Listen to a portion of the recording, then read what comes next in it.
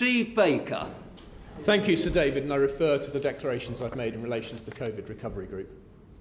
I will not be pushed, filed, stamped, indexed, briefed, debriefed or numbered. My life is my own. I quote, of course, from the popular drama in 1967, The Prisoner.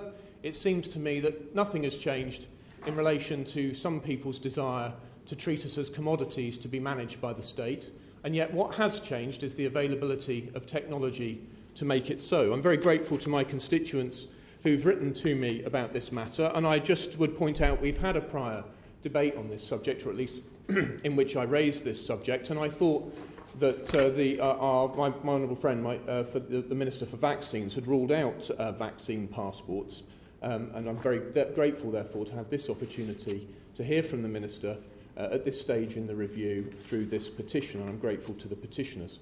I also want to say thank you to Big Brother Watch, who provided a very helpful brief with 9 reasons why COVID passes must be stopped, and I would like to just briefly race through as many as I can squeeze in. First, that they will be unnecessary.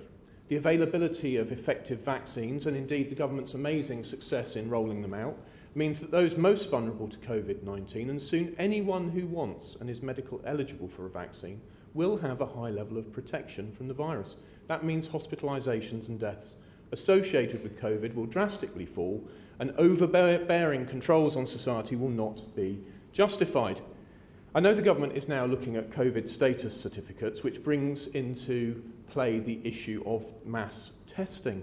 Of course, the ground has been sown with salt on the issue of false positives, I'm sorry to say, often by some apparently eminent people who lamentably neglected the practical evidence from hospitals of real people with real disease. So I hesitate to bring up the issue of false positives, but it has to be said, as we reach an era of low prevalence of the disease, if we carry out mass testing on asymptomatic people, the issue of false positives will undoubtedly be relevant, and we need to hear from the Minister what she's going to do about it to make sure that people who test falsely positive with lateral flow tests, and indeed PCR, don't end up deprived of their liberty unnecessarily. And we very much need to hear from government about that. Of course, vaccine passports would be discriminatory. They would have the effect of socially and economically excluding people who had not had either a vaccine or a recent test result. It is, of course, unlawful under equality law to discriminate against people with protected characteristics, including age, disability, pregnancy, religion or belief, and I underscore belief. I shall have my vaccine when I'm offered it, but there'll be various people for various reasons who will not choose to do so. Effectively making vaccines mandatory by implication through COVID status certification, could leave us in a position where it would be counterproductive. The evidence from across Europe shows that if people feel compelled to take vaccines, it puts them off. It would implement, of course, a checkpoint society. Passes for the pub. That would be what it would mean, Sir David. If you want to have your pint, you've got to show your papers. I did not think that was the society we wished to live in. A surveillance state would be instituted. There'd be mission creep. They'd be irreversible. They'd be divisive. And, of course, they'd infringe on the autonomy of the individual. And I lament that I haven't got time to go through in detail each of those points, but I certainly will provide the brief to the Minister afterwards.